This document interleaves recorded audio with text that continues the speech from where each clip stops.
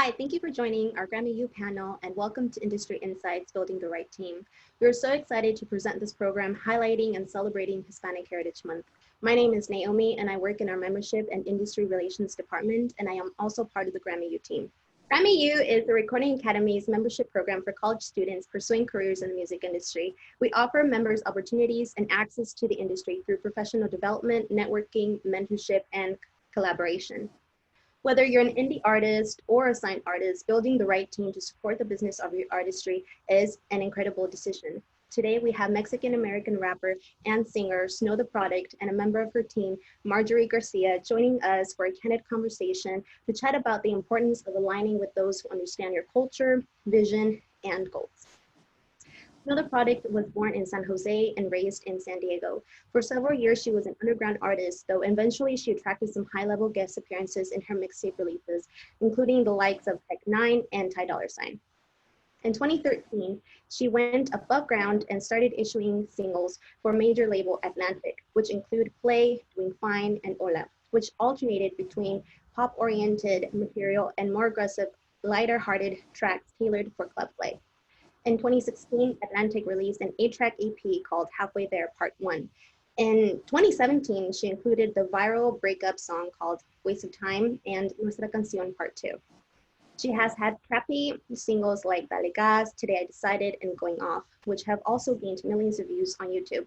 Now she has released mixtapes under the independent label called Product Entertainment. Also, we are currently waiting on the release of her upcoming album called Vale Madre.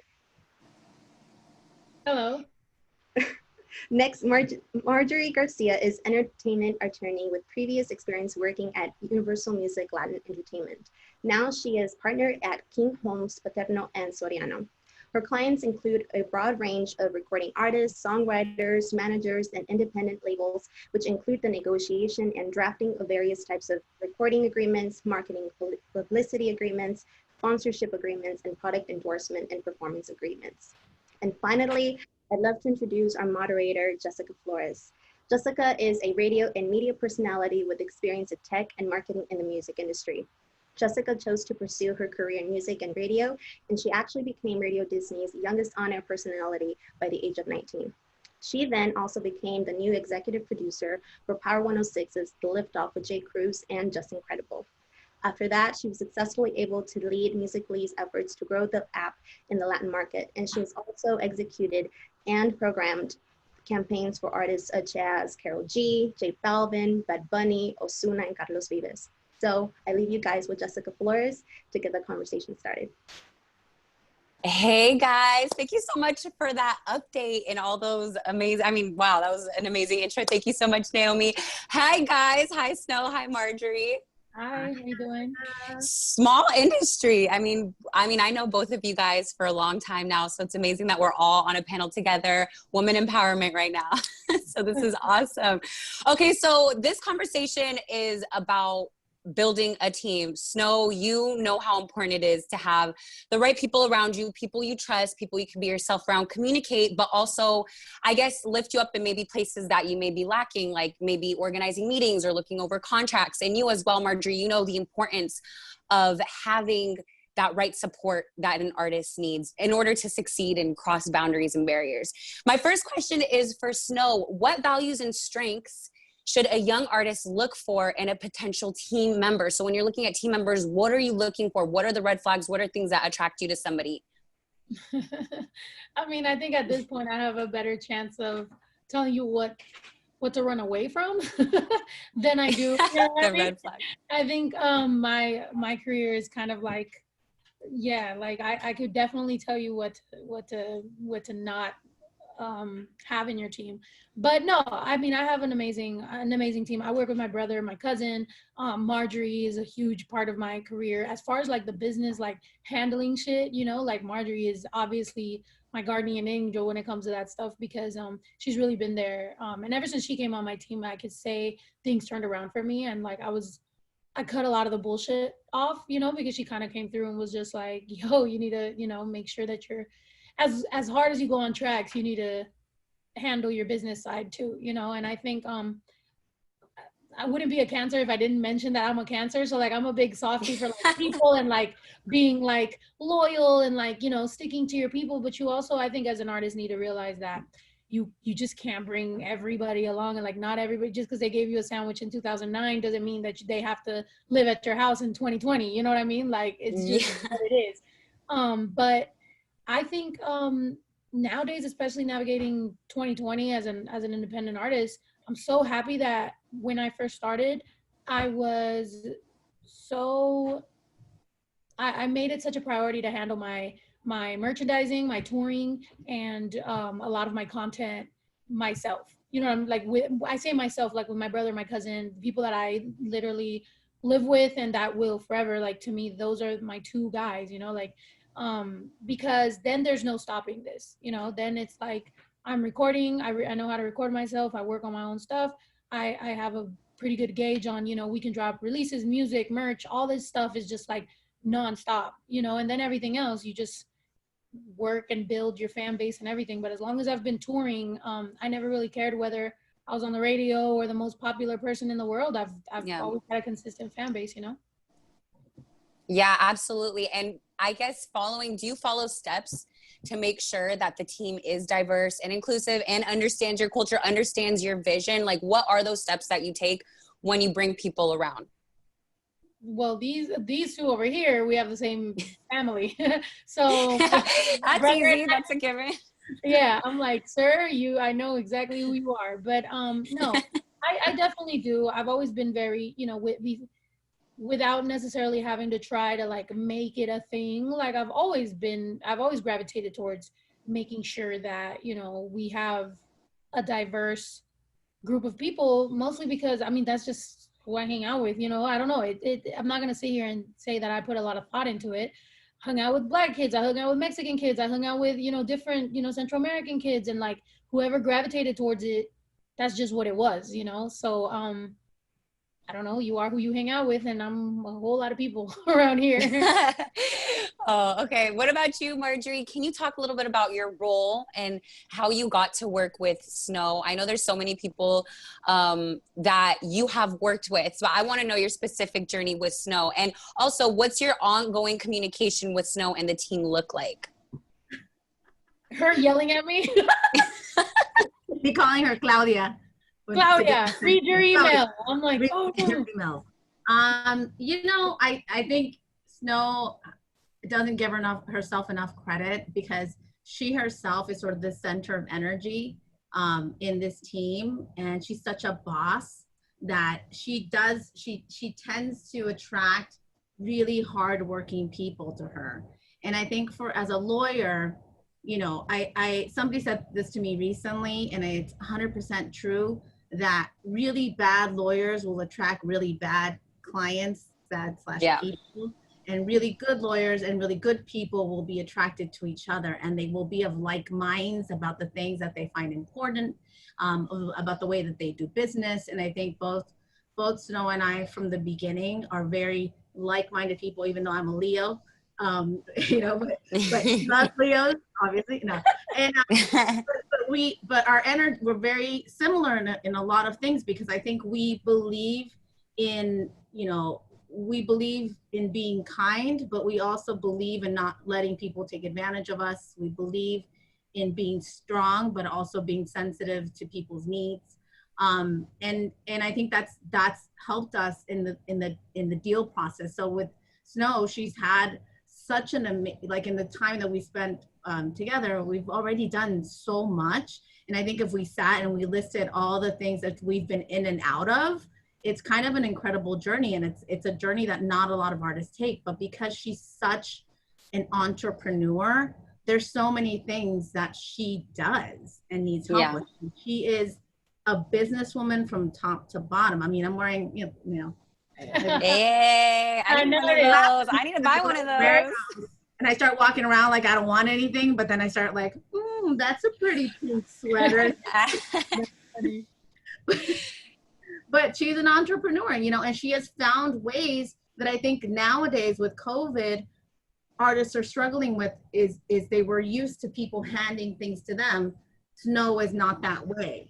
You know, she creates business. She creates opportunities. And that was, we were instantly attracted to each other. We were introduced by a mutual friend at that time.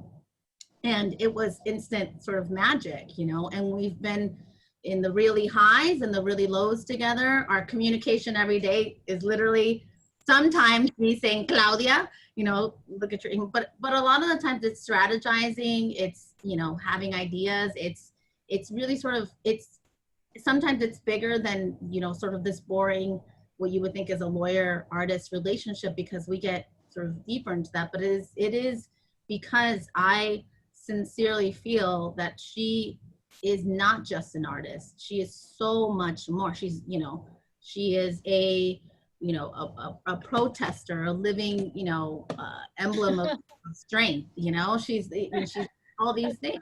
So it's like, there's a lot of work there to be done on a daily basis with her. And there is, you know, the cleanup and the boring stuff of drafting contracts we constantly do, but there is so much more to building this relationship with a team member. It is really, what is it that we need to do today to create success and opportunity? And it's so true, because I've seen so many artists time and time again, maybe I guess settle for a team just because they feel like they need a team, when Snow, I feel like you're at a place in your career where you're like, you know what, if it's not going to work, it's not going to work. I've already done so much work. I've already been out here in the trenches for so long. I've been working with major record. I've been independent. You've been through it all. So unless it's going to seamlessly come together, you're not having it. You're not going to put up with it. And again, like you said, the best does attract the best. And Marjorie, I know you have such an extensive background in the music and entertainment industry. I mean, you were an attorney at Universal Music and now a partner at King Homes in Paterno and Soriano. And apart from that, you're one of the few Latinas that have been made partner at a major firm. So as a Latina, like also you've had your own journey and you've had to pay your own way in this industry as well, right? Oh, absolutely. I mean, I think we all sort of have our individual struggles when we're Latina. You know, we have so many different layers to each other, and there's a lot of, you know, things that we also sort of create in our minds, like self-doubt. And we create, you know, we deal with imposter syndrome, and we deal with feelings of not feeling adequate, not feeling smart enough. But then we get into these spaces and we realize that half the people are faking it, you know, faking. Yeah.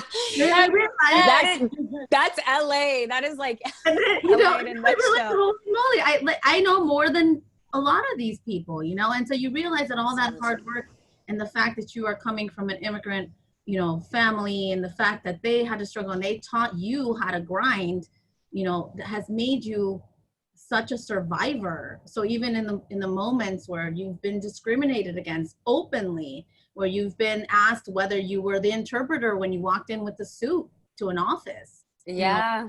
You know, even in those moments, you don't turn around and cry, you fight. You know, you learn how to be stronger in spite of it, not because of it. So. Absolutely. That's why y'all are a great team. So Snow, your team, as we all know, is made up of a lot of people close to you. Like I even remember we had hung out like a couple years ago and you're like, oh yeah, my brother's my videographer. And then we take pictures here and then we go for it. And it was literally this family unit working together. And it was absolutely amazing. I want to know, just because I have brothers and I don't think I could ever work with them, how do you strike a balance and set those boundaries when you're working with family and friends and drawing that line and being like, listen, this is my business. Don't take it personal, but you need to get to work or whatever it might be. Yeah.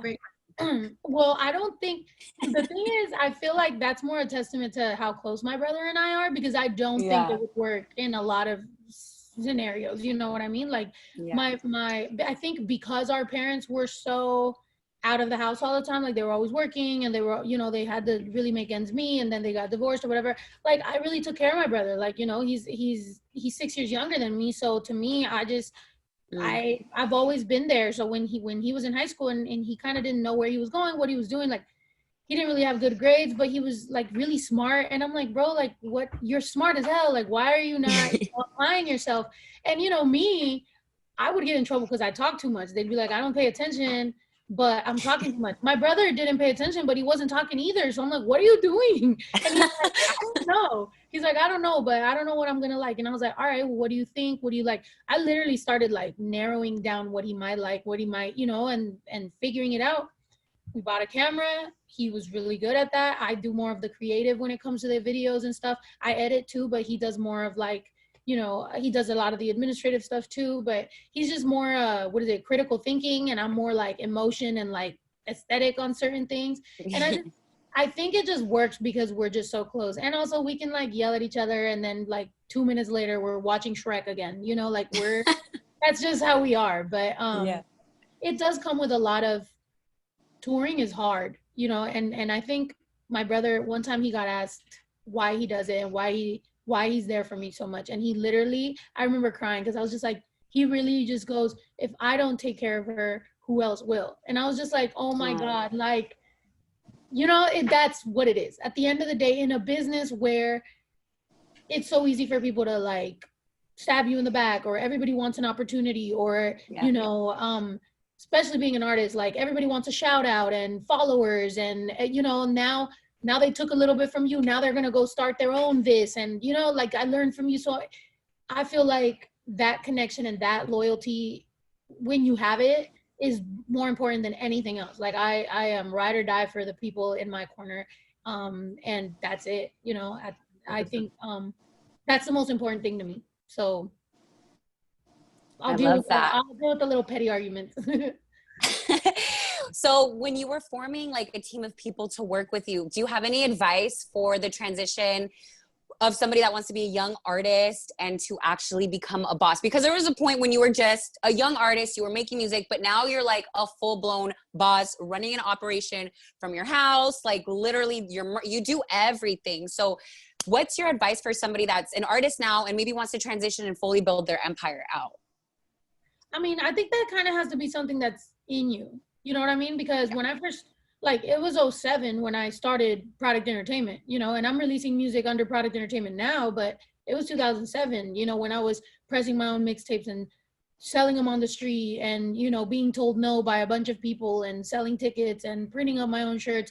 My first round of shirts, I got them printed for like $14 and I sold them for like 15. I didn't make anything, you know, but it was back then. So all those lessons and all those things, it was literally just, I always wanted to do this. I think for a long time I got seen as an artist because I did have management and I did have labels, and a lot of people, when things worked, they took credit for it. But when things didn't work, they blamed it on me. So I think now I've been able to actually just come to like be more public and more loud about who I actually am, because I think as Latinas, a lot of times we're taught to be humble and to, you know, to like kind of like be a little more modest, because if you go, yo, I did this, like, you know, I built this, people are gonna say, you know, like, whoa, like, you know, you te crees. Yeah, írala, like, írala.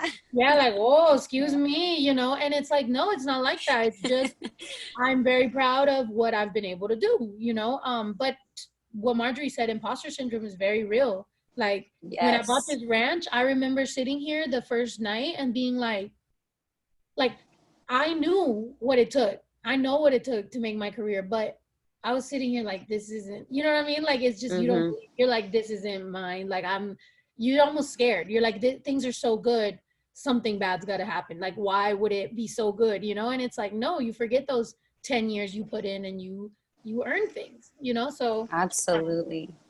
And you have been through a journey, girl. I mean, just even watching it, what these past couple of years, you've been signed to major record labels. You've been an indie artist. Obviously, there's positives and negatives to both. I want to know, like, for you being independent, what are some of the challenges and what are some of the things that you love? I think you were posting about it actually on social media, like today or yesterday. I want to know, like, from you, like, now that you're independent, again, like, what do you love about it? And what are some things where you're like, well, damn, like, this is kind of tough.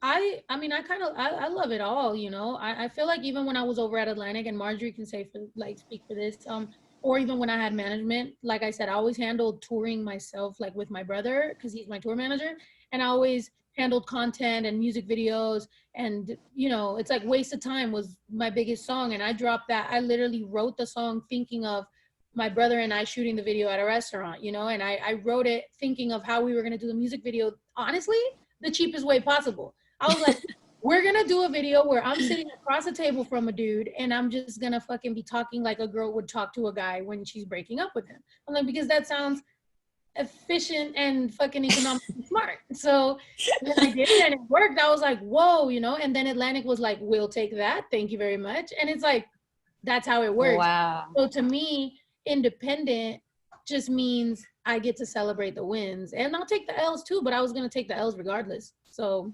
Ooh, I like that. That's really good. And also, oh yeah, continue, Marjorie. No, I was gonna say, I think it's a misconception too that people think that once you sign to a label that the work ends.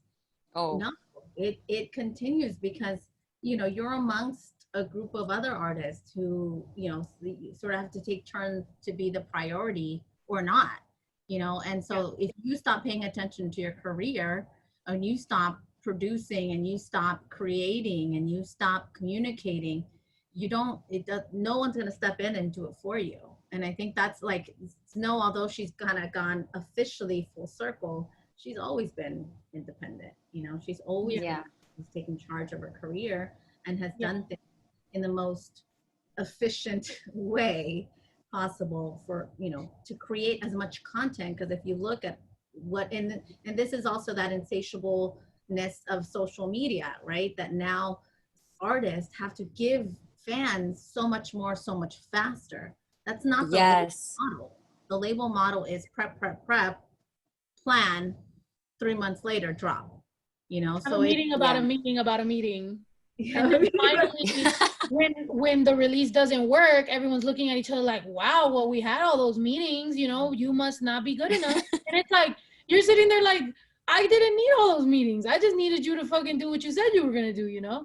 But I will say one thing difficult as an independent artist, because I think it's not all, you know, obviously it's not all just go indie. Like, it's good to be, when you're the chosen one at a major label, life is sweet. You know what I mean? God bless. Yeah, it's amazing, because even when I first walked into Atlantic, they were looking at, I remember the way I was looked at when I first walked in. You know what I mean? So I'm like, yo, that must be amazing when artists walk in, you know, but when that fades away, or whenever you say no a couple times, now you're not looked at like that. So, you know, that's the bad. But on the indie level, it's bad because you don't really have anybody necessarily to like look to or be like, yo, like, you know, what are we going to do? Or like, here's the song, you know, let me know what to do. So you have to like think out every single thing. So the stress level is a lot higher. And also, I was talking about this with Chris, because we were talking about activist stuff, right? Like, and I'm just like being brought up in all these circles of like, let's talk about things, politics, representation, all these things.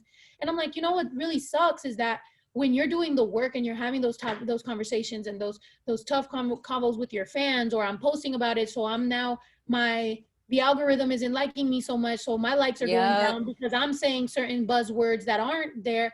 It sucks that these brands are giving the checks and the representation checks to people that don't give a fuck, you know, people that aren't saying anything. And it's like,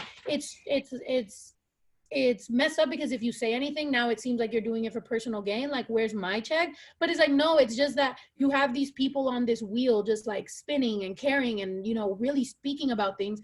And then you have these people just winning and saying some dumbass shit in interviews. And then they're canceled. And now it seems like Latinos hate this person or that person, or she said the wrong, and then you're sitting here like, because you put the wrong ones in, you know what I mean? So it's frustrating. Yeah. It's so crazy you bring up activism, because I literally wanted to ask you that. I mean, you've never been afraid to talk about anything. Like, you're like, this is what it is. This is how I feel. I'm gonna post about it. I don't care how many people come for me in my comments.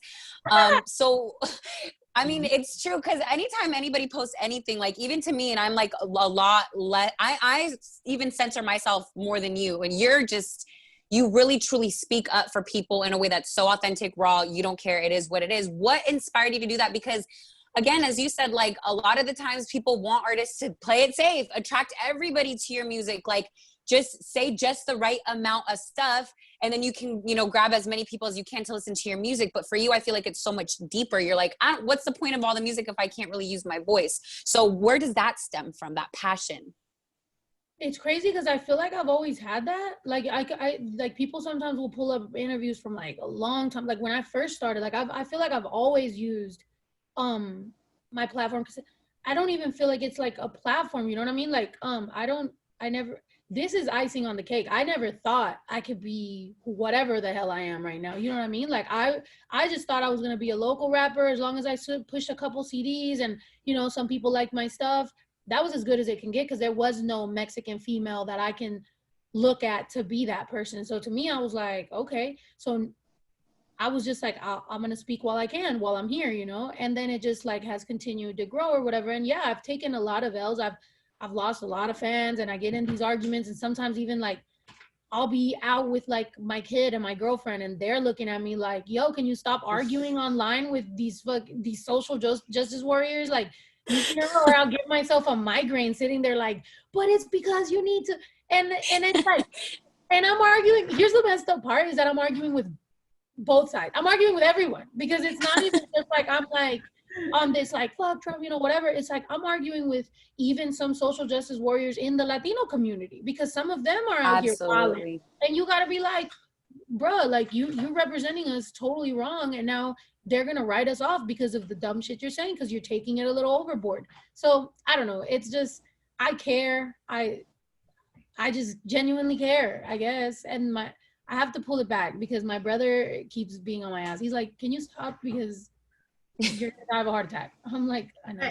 But the great thing is that now, you know, thank goodness, you know, for the moment that we're living in right now in history, that, you know, thank goodness for the strength of the BLM movement. Thank goodness, you know, that it is becoming more acceptable for people who do have your type of platform, because my platform nobody cares about, but your type of platform where you have significant followers to say what you need to say. Because you're right, before it was like, don't hurt anyone's feelings, don't speak up about what you believe in and what you care about. And had that been the case, there would not be, you know, the Nina Simones of the world and the Stevie Wonders of the world and people who are not only going to go down in history as amazing musicians and artists, but activists and, you know, and have really created change. And that is historical context. That is history books, you know, and it is more important, I think, in this moment that you do use your voice, that you don't stay quiet. So close to an election, especially, that you are conscious of what you're saying, because even if the person who's watching you, who might be in a demographic that's not able to vote, will become a voter, will be a person who is significant to the next election. So it's vital, and it's vital for us, the people who support you all, to support you, to allow you to speak, to push you, to do everything that we need to do to create that space for you too, and be supportive. Absolutely. I could not agree more. I just have one last question for you ladies. You guys have been through so many ups and downs, this roller coaster. This industry is so crazy. I want to know, what's the hardest lesson you guys have learned that you want to pass down to students that maybe are looking to get into the industry? They want to be like Snow, or they want to be like you, Marjorie, and get behind the scenes and work with all these badass artists. So what's the hardest lesson you guys learned that you guys want to tell, you know, these students watching today? Marjorie, you start. You're like, there's so many. Where do I even start? I know. I'm like, honestly, you are smart enough. You are, you know, if there's a moment that you are sitting there doubting yourself because maybe you don't have the best vocabulary and maybe you didn't go to the best schools, you have something that they don't have. You have street smarts, you have common sense, you have traits about you that makes you work harder than everyone else. Because all of what I do, and I say these people and they laugh, but it's true, everything that I do, you can learn to do yourself. It is not, it's not magic what I do. It is that I just work really hard at it, and I keep working really hard at it.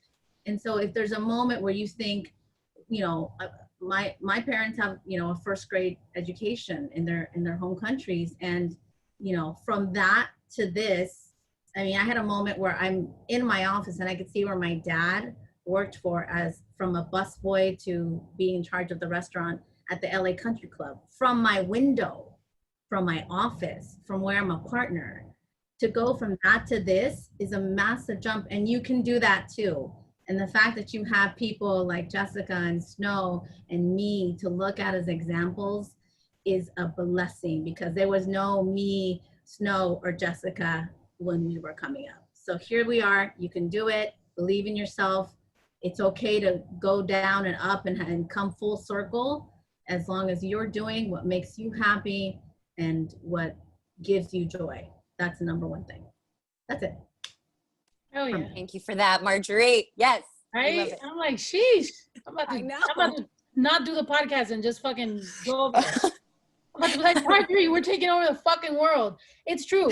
Everything that Marjorie said is the biggest lesson, I think, because like I said, we feel like we can't sometimes. We feel inadequate, and the feeling of just like knowing, like telling yourself like you can do it, you are smart enough, that is the biggest, you know, thing. I think other than that, being honest with everybody, but also honest with yourself, because a lot of times we'll kind of like tell ourselves certain things, and it's like, you know, you're bullshitting yourself, you know, you can work harder, you know, you can do certain things. And I think, you know, kind of like feeding yourself that bullshit or excuses or whatever is usually your downfall. And I think if I was to say anything besides that is get organized, because that's something that artists don't have. So if you're not organized, I mean, if you have a certain weakness, find a team member that has what you're lacking, you know, and vice versa, and help each other out. But I think that's the most important thing. Between that, being honest, and just knowing you can do it, that's literally just don't quit, and then you're there. Let's go. I love it. Ladies, thank you so much for taking the time and talking to us, shedding some wisdom. It's always nice to hear from two powerful, hardworking Latinas. And you guys, thanks so much for tuning in for GRAMMYU.